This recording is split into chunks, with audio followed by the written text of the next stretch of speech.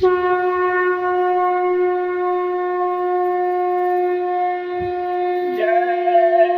गुरुदेव। जय गुरुदेव। बच्चों चरित्रवान बन जाओ, देश सेवा कर नाम कमाओ, हाथ जोड़ कर विनय हमारी, हो जाओ सब शाकाहारी।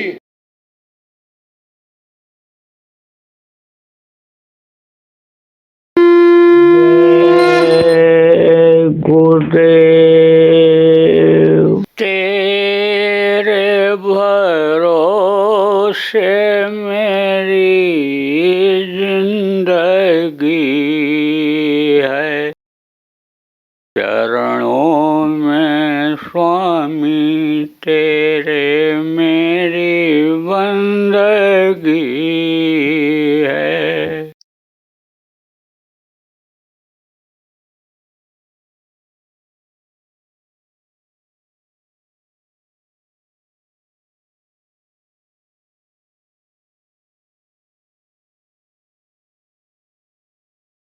आप देखो, हड्डी का चोट कहते हैं बहुत तकलीफ देता है, इसलिए कहीं भी चोट लग जाए घुटने में, हड्डी में, तो नींबू से सिकाई कर देना चाहिए।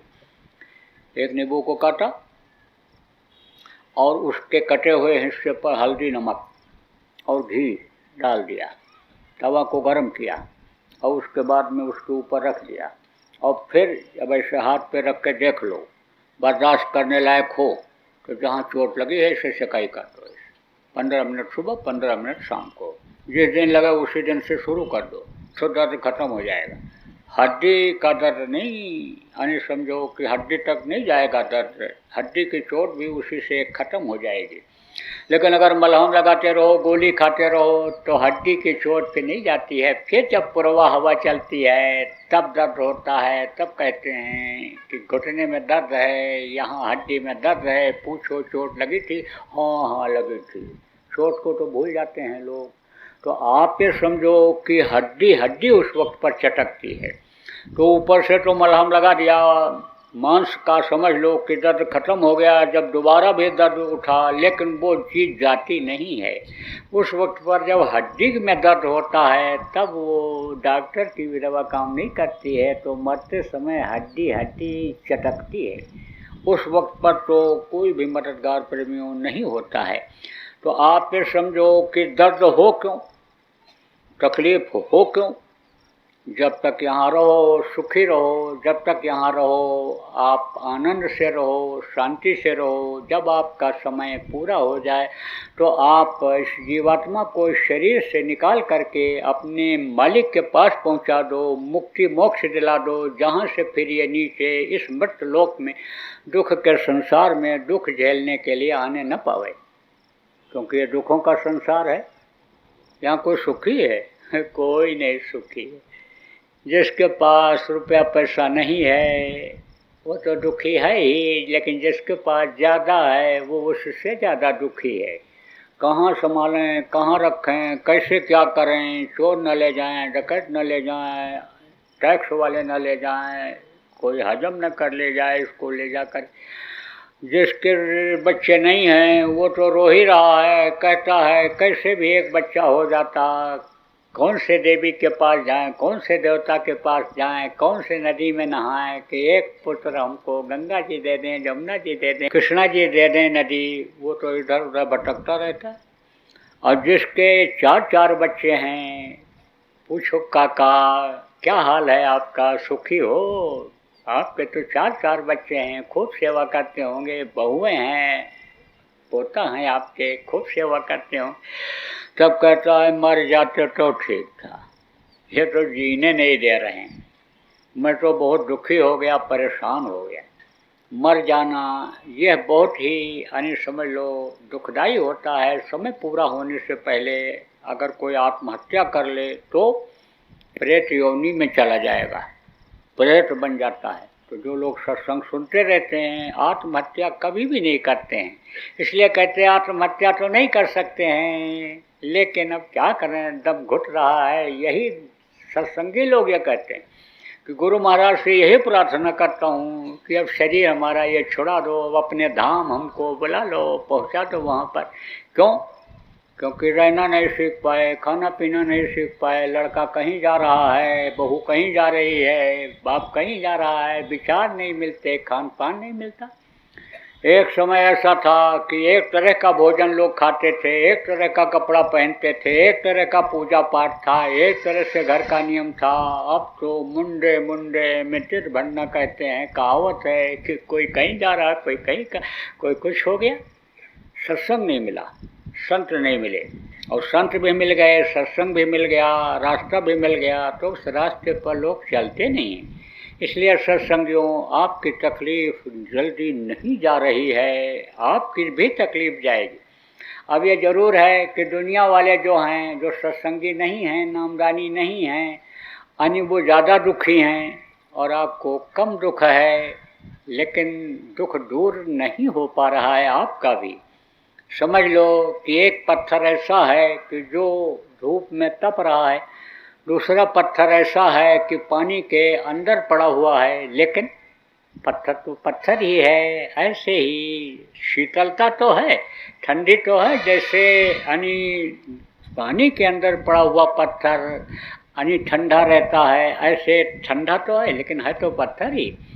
सत्संग गंग में आप नहाते हो, सत्संग तो सुनते हो, लेकिन सत्संगों की बातों का अमल नहीं करते हो। सत्संग का असर तो होता है, दर्श स्पर्श का असर तो होता है कि शीतलता तो आती है, बर्दाश्त तो आप तकलीफ को कर ले जाते हो। गुरु के नाम पर आप गुरु का नाम लेकर बर्दाश्त तो कर ले जाते हो, लेकिन तकलीफ आपकी नहीं जाती है। तकलीफ क्यों नहीं जाती है? क्योंकि गुरु के बताए रास्ते पर आप चलते नहीं हो। जो उन्होंने सुमिरन बताया, ध्यान बताया, भजन बताया, उसको करते नहीं। सेवा में आपका मन लगता नहीं है, क्योंकि शरीर से पाप कर बैठते हो, पाप हो जाता है। हाथ जो अच्छे काम के लिए दिया, इससे बुरा काम कर बैठते हो, पैर से बुरे काम के लिए चले जाते हो, आँख से बुरा देखते हो, कान से बुरा सुनते हो, मुंह से निंदा बुराई करते हो। आप ये समझो, ये नहीं देखते हो क्या चीज़ खाना चाहिए, न खाना चाहिए। बढ़िया चीज़ मिल गई, खा पी के चले आए, तो वो शरीर ये समझ लो कि एक तरह से कर्मी हो जाता है, पापी हो जाता है। अब उस पाप को आप धो नहीं पाते हो। शरीर से पाप तो किया, लेकिन शरीर से सेवा नहीं किया। धन से पाप तो किया, लेकिन धन से सेवा नहीं किया। मन लगा करके सेवा नहीं किया, तो मन सा पाप लगता है। मन का जो पाप है वो भी भोगना पड़ता है। आदमी बहुत तंदुरुस्त हो और धन की भी कमी ना हो, कोई दिक्कत ना हो, लेकिन रात को नींद जल्दी नहीं आती है। नींद की जब गोली खाते हैं तब नींद आती है, वो मनसा पाप हुआ है। तो सेवा का विधान इसीलिए बनाया जाता है कि कर्म कटेंगे। तो आप ये समझो, कर्मों को काटने के लिए यानी सत्संग, सेवा और भजन, यह मुख्य संतों ने बताया और इसका रास्ता प्रेमियों को दिखाया। तो आप जो नामदानी हो प्रेमी, आप लोग सब लोग सुमिरन ध्यान भजन करो, सेवा तन मन धन से जो हो सके वो करो। दूसरे के लिए करो, अपने लिए तो करते हो, वो परमार्थ नहीं माना जाता है। अपने लिए करना क्या है? अपने नाम के लिए, अपने प्रतिष्ठा को बढ़ाने के लिए आप लोगों को बुलाते हो, खिलाते हो बढ़िया से बढ़िया कि हमारा नाम बढ़ेगा, प्रतिष्ठा बढ़ेगी। ऐसे लोगों को बुलाते हो, खिलाते हो कि अभी हमको बुलाएंगे, इनके यहाँ जाएंगे तो हमको 3 तरह की सब्जी मिलेगी खाने को, 4 तरह की मिठाई मिलेगी, तो उनको आप बुलाते खिलाते हो, लेकिन वो परमार्थ नहीं होता है। लड़की की शादी करना आपका गृहस्थ का धर्म बनता है, तो उसकी शादी तो करते हो, लेकिन गरीबों की शादी में आप न आते जाते हो, न मदद करते हो। कुछ लोग तो ऐसे भी हैं कि जो गरीब रिश्तेदार हैं उनके यहाँ भी नहीं जाते हैं कि लोग कहेंगे कि ये इनके रिश्तेदार हैं। तो आप जो समझो, जो खून का भी रिश्ता होता है और शुरू से चला आ रहा है, उसको भी बहुत से लोग अब इस समय पर तोड़ दे रहे हैं। तो आप जो लोग यहाँ सत्संग सुनने के लिए आए हो, अच्छे लोग, धार्मिक हो, इसलिए आप लोग ऐसा सेवा करो जिससे आपको कोई फायदा न होने को, कोई इच्छा आप ले करके किसी की सेवा मत करो। ऐसे को रोटी खिला दो, ऐसे को पानी पिला दो कि जो आपको न खिला पिला सके जल्दी मिले नहीं। आप ये देखो कि प्रेमियों, आप रोटी खिलाते हो, पैकेट बांटते हो, अब राहगीर है, आया कोई भूखा है, असहाय है, दे दिया, आपने खाया, चला गया। अब वो कौन कहाँ का है पूछते भी नहीं हो। तो ये जो है ये परमार्थ है, ये सेवा असली सेवा है। इसका फल यानी समझो कि मिलता है। आप ये समझो कि जिससे कोई आपकी एक पैसे का फायदा ना हो, उसके लिए आप 4 पैसा खर्चा कर दो, तो वो आपका समझो कि परमार्थ माना जाएगा। मन से आप सेवा करो। जैसे मोटी बात समझो कि यानी कोई भटक रहा है, उसको आपने रास्ता बता दिया, कुछ पत्थर पड़ा हुआ है, अंधा आ रहा है, उसमें फंस जाएगा, गिर जाएगा, ठोकर लग जाएगी, तो उसको आपने हटा ही दिया। केले का छिलका पड़ा हुआ है और आपने देखा तो मन ने कहा लाओ इसको हटा दें, तो हटा दो। यानी मन न भी कहे अरे हमसे क्या मतलब, हम तो निकल जा रहे हैं, तो भी आप समझो कि उसको हटा दो, तो वो मानसिक सेवा होती है। किसी को सलाह ही अच्छी दे दो, मन से सोचो भाई ये गरीब है, दुखी है, तो हम इसके लिए कोई रास्ता ही बता दें। न खिला सको, न उसकी मदद कर सको, तो यही बता दो भाई वहाँ बाबा जय गुरुदेव के आश्रम पर भंडारा चलता है। कोई भी कभी भी कहीं भी किसी भी आश्रम पर, जो अपने देश में ही नहीं विदेशों में बहुत से आश्रम हैं, कोई कहीं भी चला जाए तो पैसा नहीं पड़ता है, भोजन मिलता है, तो बता दो कि बाबा जय गुरुदेव आश्रम पर चले जाओ और वहाँ तुमको भोजन मिल जाएगा। तो समझो कि आपने मन की सेवा किया, ये दिमाग लगाया, मन लगाया, तो वो भी सेवा मानी जाती है। तो आप ये समझो कि ये सब जो चीज़ें हैं ये किसके काम आती हैं? शरीर के लिए काम आती हैं, मन के लिए काम आती हैं, लेकिन जो निस्वार्थ सेवा होती है वो आत्मा के तरक्की में, आत्म विकास में मदद करती है। तो ज़्यादा बताने का समय नहीं है प्रेम। आप जो नए लोग आए हो, आपको मोटी मोटी बात बता देता हूँ कि आपके घर में कैसे सुख रहे, कैसे शांति रहे। जो आप दुखी हो वो लोग ध्यान दो। मैं तो देख रहा हूँ कि इसमें कई लोग ऐसे हैं जो दुखी देख रहा हूँ, और न ये बताऊँ तो मैं बता दूँगा कि इनके घर में बीमारी बनी ही रहती है, कोई न कोई बीमार रहता ही रहता है। यह भी बता दूँगा कि रोज़ झगड़ा होता है, रोज़ झगड़ा होता है। कहते हैं कमाते बहुत हैं और पैसा रुकता नहीं, कहाँ चला जाता है कोई खबर नहीं है। तो ये जो समस्याएं आजकल हैं, इनको दूर होना जरूरी है, क्योंकि खाने की दिक्कत रहेगी तो भगवान अच्छे नहीं लगेंगे। कोई भूखे आदमी को कह दो कि तुमको खाना नहीं मिलेगा, लेकिन भगवान तुम्हारे साथ 24 घंटा रहेंगे, कहेगा नहीं भाई, भगवान से ही कह दो हमारा पहले पेट भर दें, फिर हमको भगवान भी अच्छे लगेंगे। देखो जब भूख लगती है तब कुछ अच्छा लगता है? कुछ नहीं। दुकानदार के पास अगर खाना आने में 1 घंटा लेट हो जाए तो ग्राहक से गुस्सा करने लगता है। नहीं कुछ होता तो बैठ के अपना बात ही पटकता रहता है, ऐसे गुस्से में नहीं लाया देखता रहता है, बात ही पटकता रहता है। तो अब आप ये समझो मन नहीं लगता है। कोई दुखी हो, बीमार हो, पड़ा हो, कह दो विष्णु भगवान तुम्हारे सिरा में बैठे रहेंगे, पंखा जलते रहेंगे, लेकिन तुम पड़े रहोगे, उठ बैठ नहीं सकते हो। तब कहेगा नहीं नहीं नहीं, भगवान से कह दो हमको स्वस्थ कर दें, हम भगवान की ही सेवा करेंगे। कह दिया जाए, निंदा अपमान कर दिया जाएगा, तुम मुँह दिखाने के लायक नहीं रहोगे, इतनी बुराई तुम्हारी हो जाएगी जगह जगह, लेकिन भगवान तुम्हारे साथ 24 घंटा रहेंगे। तब कहोगे नहीं, जब तक हम रहें भगवान से कह दो हम इज्जत के साथ रहें, इज्जत के साथ रहना चाहते हैं। तो अब आप ये समझो यह भी जरूरी है, यह भी जरूरी है, और भगवान का पाना भी जरूरी है। इसी मनुष्य शरीर में देवी देवताओं का दर्शन करना भी जरूरी है। देवताओं को खुश करके ये समय पर जाड़ा गर्मी बरसात का आनंद भी लेना जरूरी है। तो वो मैं मोटी मोटी चीज़ आपको बताता हूँ। देखो बच्चों और बच्चियों, थोड़ा कम खाओ। कम खाओगे तो बीमारी नहीं आएगी। ये मशीन है ना, तो जैसे आटा पीसने वाली मशीन है, घर में आटा पीसती हो, अब उसमें ज़्यादा जब गेहूँ डाल देते हो तो लोड नहीं लेता है, रुकने लगती है मशीन।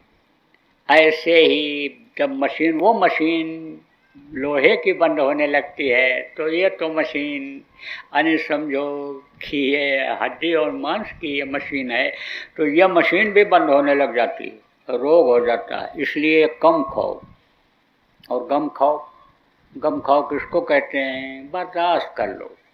अगर बर्दाश्त कर लोगे तो कोर्ट कचहरी के मुकदमे नहीं चलेंगे, तलाक के मुकदमे नहीं चलेंगे, दहेज के मुकदमे नहीं चलेंगे। लेकिन अब सास और बहू का झगड़ा, ये तो मशहूर है। आप ये समझो कि तनिक तनिक बात में जब सास शंका करने लगती है या बहू शंका करने लगती है, आप ये समझ लो कि जब सास ये सोच लेती है कि ये दूसरे के घर से आई हुई है, ये मेरी बेटी नहीं है, दूसरे की बेटी है, और बहू जब ये सोच लेती है कि यह हमारी जन्म देने वाली माता नहीं है, तब समझो कि यह यानी झगड़ा झंझट और विरोध होता है। देखो घर में बच्ची रहती है, बच्ची भी बर्दाश्त करती है। माँ डांटती है, अच्छा नहीं लगता है, लेकिन बर्दाश्त कर लेती है। और माँ को भी बच्ची अगर कुछ बोल दे तो फिर वो उसको घर से नहीं निकालना चाहती है। लेकिन आजकल की सास तो यही सोचती हैं कि बहू को अब हम घर से निकाल करके ही दम लेंगे। और बहू क्या सोचती है, बुढ़िया को जब तक कब्र तक नहीं पहुंचा देंगे तब तक चैन से इस घर में नहीं रहेंगे। बस तनिक तनिक बात में झगड़ा झंझट ये पैदा हो जाता है। देखो गलती करते हैं लोग, लड़का कमाता नहीं है, पढ़ा लिखा तो है, सुंदर सुडौल शरीर है, शादी ब्याह कर लेते हैं। शादी के दूसरे दिन से ही बस खर्चा शुरू हो जाता है। जब खर्चा शुरू हो जाता है तो यानी समझो सास ये सोचती है कि बहू का खर्चा, लड़का कुछ कमाता नहीं है, तो लड़के को तो कुछ नहीं कहती, बहू से ही गुस्सा करती है कि देखो ये खर्च कर रही है। अब जब उसके खर्चे में दिक्कत आती है तब तो बस वो यही सोचती है कि तिजोरी की चाबी हम ही को मिल जाए। अरे तो उसमें क्या होता है कि बुढ़िया पैर दबवाने में भी, सेवा कराने में भी डरने लगती है। कहती है कहीं ऐसा ना हो पैर दबाते दबाते गला दबा दे। तो बस ये तनिक तनिक बातों में समझ लो कि झगड़ा झंझट पैदा हो जाता है। कुछ का स्वभाव ऐसा होता है, चाहे सास हो चाहे बहू हो, समझो कि हवा से लड़ती है, बोलती रहती है, बर्दाश्त से बाहर बातें बोल जाती है। तो ऐसे समय में क्या करना चाहिए? जब बात ना बर्दाश्त हो, चाहे सास हो आप बैठी हो, इसमें बहू भी बैठी हो, सास भी बैठी हो, दोनों की बात में बैठी हो, आपको बता रहा हूँ। तो जब बर्दाश्त ना हो तो ऊपर से कपड़ा डालो और आंख बंद करो, मुंह बंद करो और कान में लगाओ उंगली।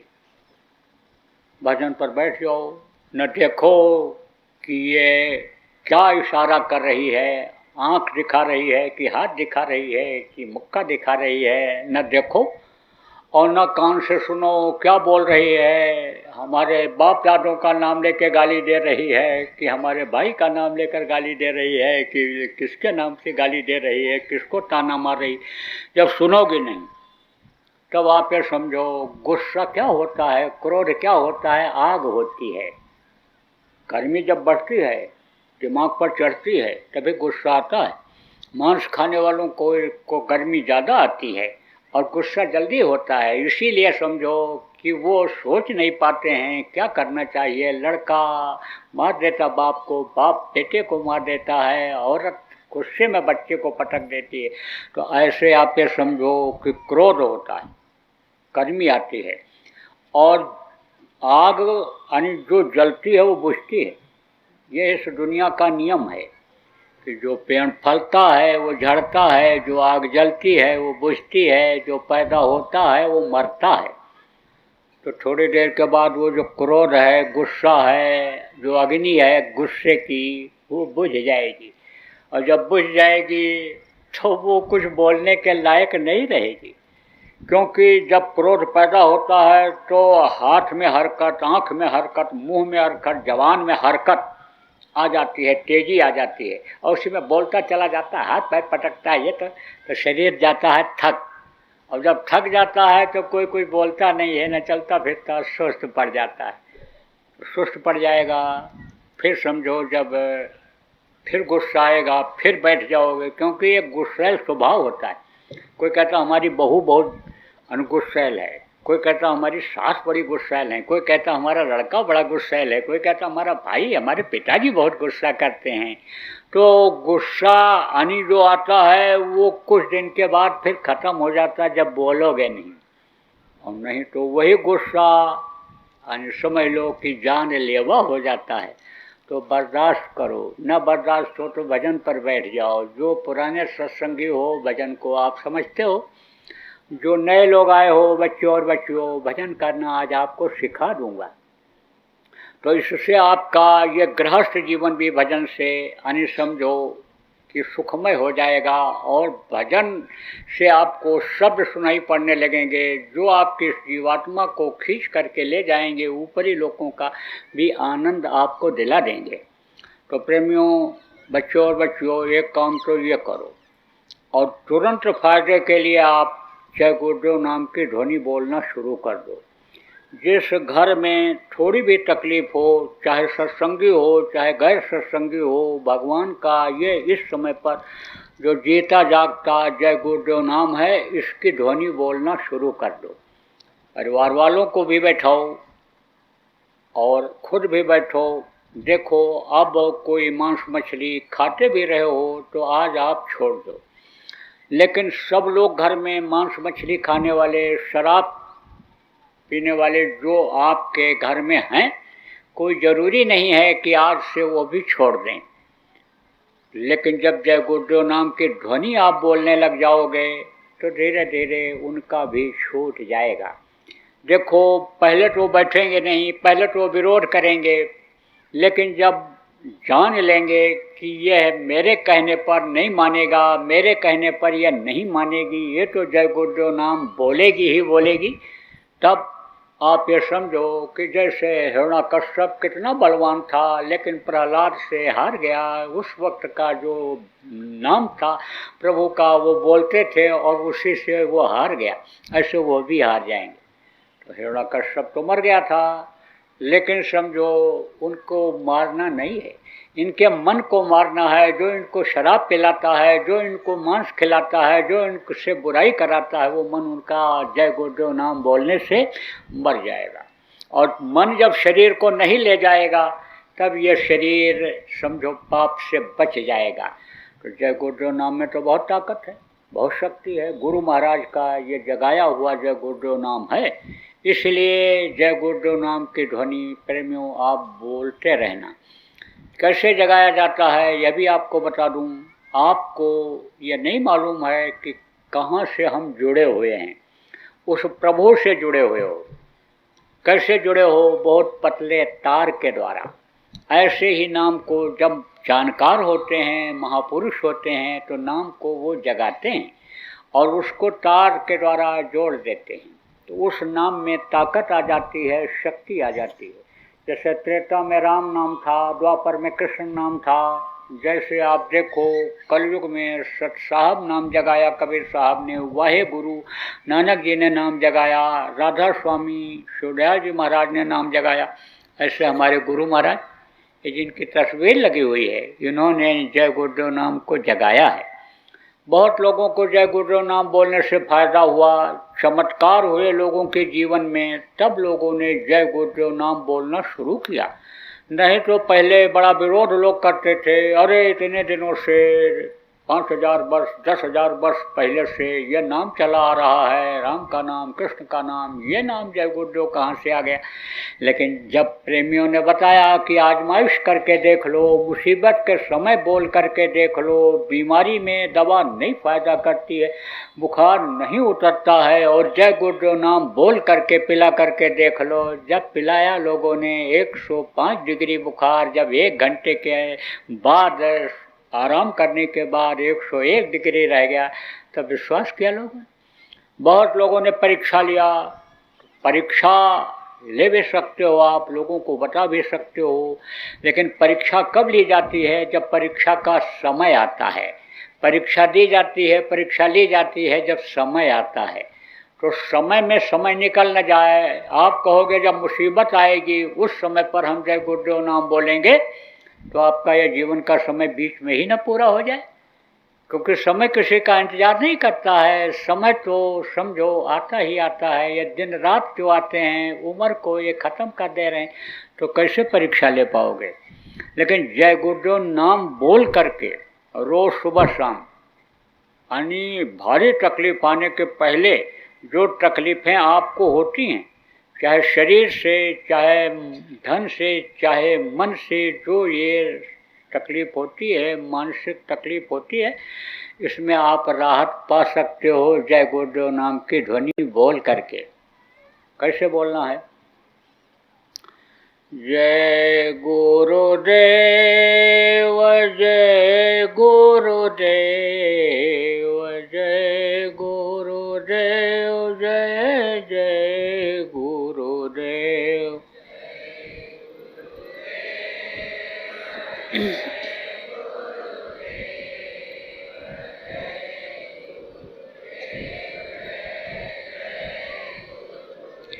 जय गुरुदेव, जय गुरुदेव, जय गुरुदेव, जय जय गुरुदेव।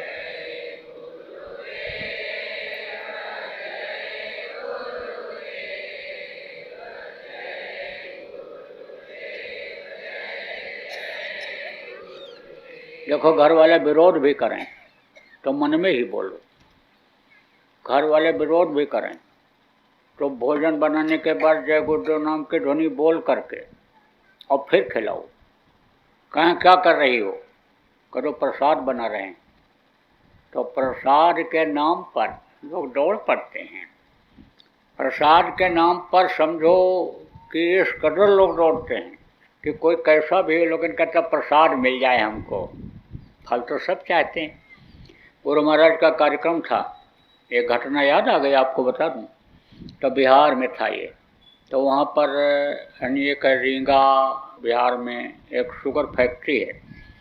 तो वहीं पर गुरु महाराज का सत्संग था। अब वहाँ पर वो खाने पीने वाले लोग और वो सब लोग आए, और उस समय पर यह मना किया जा रहा था कि भाई शाकाहारी रहो, मछली मत खाओ, मांस मत खाओ, अंडा मत खाओ, शराब मत पियो। और उधर बहुत चलता है ये, आप ये समझो कि मछली न खाएं, मछली न खिलाएं तो कहें कि कुछ नहीं खिलाया। मछली खा खा करके और वो तिलक लगा करके पंडित जी लोग जाते हैं, पूजा पाठ कराते हैं, मुँह से वो देव वाणी सुनाते हैं, उच्चारण करते हैं। अब ये क्या है? आप ये समझो उसका फल किसी को मिलेगा? मंदिर बनाते हो मिट्टी और पत्थर का, उसके अंदर कोई गंदगी डाल दे तो पूजा पाठ करते हो? नहीं करते हो। कहते हो जगह गंदी हो गई, यहाँ से भगवान पूजा करेंगे तो सुनवाई नहीं करेंगे, दया नहीं कर देंगे, आशीर्वाद नहीं देंगे, ये मेहनत बेकार जाएगी पूजा पाठ का। ऐसे ही मानो मंदिर गंदा हो जाएगा, और इसके मुंह से, इस गंदे मुंह से जब कोई मंत्र भी निकलेगा तो वो फलदायी नहीं होगा। तो वहाँ पर वो समझो कि आए और घुटने से नीचे तक कुर्ता पहन करके लकालक बाबू साहब जो लोग कहलाते हैं, हर जाति के लोग उसमें होते हैं, कोई एक जाति का नहीं। तो आप भाई समझो जो है, तो वहाँ दुकान हम लोग निकल जाते थे पता करने के लिए क्या चर्चा हो रही, कौन क्या कह रहा है। जब स्वामी जी महाराज मंच पर चले जाते थे, वहाँ पहुँचा देता था, वहाँ पानी वगैरह उनका रख देता था। मालूम रहता था कि ये 1-1.5 घंटा सत्संग सुनाएंगे, फिर हमारी ज़रूरत पड़ेगी, तो मैं धीरे चला जाता था। तो वहाँ पर जब गया देखा तो जो है वो सब बैठे वो कर रहे थे। तो उस समय पर समझो टाट गुरु महाराज ने पहनाया हुआ था, तो टाट हम भी पहने थे। तो कहे ये देखो ये भी जय गुरुदेव हैं, कहाँ के हो, क्या है? तो थोड़ी देर हम समझे कि इनसे वो लहना ठीक नहीं है, हम आगे बढ़ गए। अब एक आध वहाँ सत्संगी भी गए थे चाय चू पीने के लिए। तो समझो कि जब गुरु महाराज मंच से उतरे तो उस समय पर बहुत ज़्यादा भीड़ जगह जगह नहीं होती थी, तो लाइन में से बैठे थे लोग। तो वो लोग वहीं बैठे रहे चाय की दुकान पर। और जब लाइन लगी और गुरु महाराज गए सिर पर हाथ रखे, तब पूछा का हो बाबा, क्या कर रहे हैं? तो कहे कि आशीर्वाद दे रहे हैं। अरे बोले चलो आशीर्वाद ले आया जाए, आशीर्वाद दे आया जाए। आशीर्वाद के लिए और प्रसाद के लिए अन्य समझो सब दौड़ पड़ते हैं। तो प्रसाद जब कहोगी बच्चियों कि जय गुरुदेव नाम बोल करके प्रसाद बना करके आपको खिलाएंगे तो मना नहीं करेंगे। मांस मत खाना। और देखो लोगों को बताते भी रहो, समझाते भी रहो। और आज संयोग की बात ऐसी है कि ऐसे दिन पर आपको मना किया जा रहा है मांस खाने से कि जब शाकाहारी दिवस पूरा विश्व मना रहा है। अब विश्व में शाकाहारी तो लोग बहुत हैं, लेकिन अपने को शाकाहारी कहना पसंद नहीं करते हैं। जितने भी शाकाहारी हैं अपनी जगह पर अगर ये कहने लग जाएं, मैं कर्म के साथ कहता हूं कि शाकाहारी हूं, तो बहुत से लोग उनके प्रभाव में आकर के और उनके पद और पोस्ट को देख करके शाकाहारी हो जाएंगे। बहुत सारे अधिकारी हैं, बहुत सारे नेता हैं, बहुत से लोग ऐसे हैं, वैज्ञानिक हैं पूरे विश्व में कि जो शाकाहारी हैं, लेकिन शाकाहारी का प्रचार नहीं करते हैं। हम आज विश्व शाकाहारी दिवस के अवसर पर ये अपील करेंगे कि जितने भी शाकाहारी देश विदेश में हो, आप सब लोग इसका प्रचार करो। आप समझो ये संकल्प आज के दिन बनाते हो कि हम पूरे साल तक शाकाहारी रहेंगे। अरे हम तो कहते हैं आप आजीवन शाकाहारी रहो, और ये प्रचार करो इस बात का कि आजीवन शाकाहारी लोग बन जाएं। अगर नहीं बनेंगे तो आज समझो कि आज मास की पूर्णिमा के दिन आपको बता देता हूँ कि इतने रोग फैलेंगे, इतनी बीमारियां फैलेंगी कि कंट्रोल से बाहर हो जाएगा। ये कोरोना इस समय जो फैला हुआ है ये कुछ नहीं है। ऐसी बीमारियां नहीं आएंगी कि लोग तबाह हो जाएंगे। अल्लाह तौबा मच जाएगा, 1 मिनट में भगवान याद आ जाएगा। जिसको बिल्कुल भूल चुके हैं खुदा की याद आ जाएगी, वो समय आ जाएगा। हमारा कर्तव्य है, हमारा फर्ज है आपको समझाना, आपको बताना कि हमारी वेशभूषा ऐसी है, हमारा गुरु महाराज के दया से इस तरह का मैंने समझ लो काम ऐसा है, गुरु महाराज का ऐसा आदेश है कि हमको तो बताना ही बताना है। तो आप सब लोग जितने भी विश्व के लोग हो शाकाहारी, आप इस बात का प्रचार करो। आप अगर इतवार को छुट्टी रहती है और मोहल्ले में चले जाओ, गांव में चले जाओ और ये टारगेट, ये निशाना बनाओ कि हम आज दिन भर में 10 आदमी को शाकाहारी बना के आएंगे। अब आप फिर समझ लो 4 इतवार होता है, 40 आदमी को आप 1 महीने में शाकाहारी बना दोगे। और सोचो इसी तरह से कितने शाकाहारी हो जाएंगे।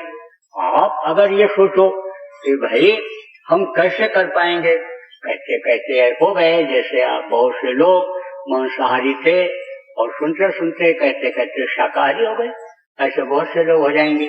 तो बराबर प्रचार प्रेमियों शाकाहार का होना चाहिए। जय गुरुदेव। बाबा उमाकांत जी महाराज अपने ही प्रेमियों के सहयोग से संस्था द्वारा जनहित का कार्य करते हैं। किसी भी व्यक्ति, संस्था व सरकार से कोई भी चंदा, चुटकी व अनुदान नहीं लेते और किसी भी तरह का व्यापार भी नहीं करते। इसलिए आप श्रोताओं को बताया जा रहा है कि बाबा जी के नाम पर किसी भी प्रकार का धन मांगने वाले व व्यापार में प्रचार करने वाले लोगों से होशियार रहिएगा। आपसे यही कहना है कि सत्संग सुनो, समझो और अच्छा लगे तो मानो। आने वाली बीमारी तकलीफ़ों से बचने के लिए कुदरत व सरकारी नियम का पालन करो। आपके सुझाव के लिए व्हाट्सएप नंबर 9575600700। जय गुरुदेव, जय गुरुदेव।